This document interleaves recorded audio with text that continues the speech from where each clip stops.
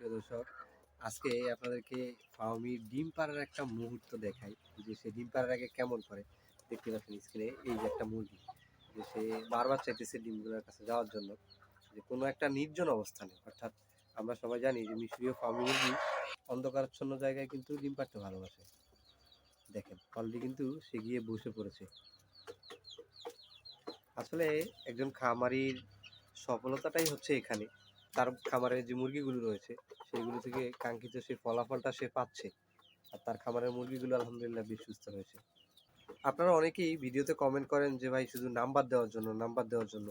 আসলে ভাই নাম্বার দিলে আপনারা দেখা গেছে যে এত পরিমাণে কল আসে যে আমার নিজের যে একটা পার্সোনাল কাজ রয়েছে বা ব্যক্তিগত যে কাজ রয়েছে সেখানে অনেক ব্যাঘাত ঘটে। তাই আমি নাম্বারটা হাইড করে দিয়েছি।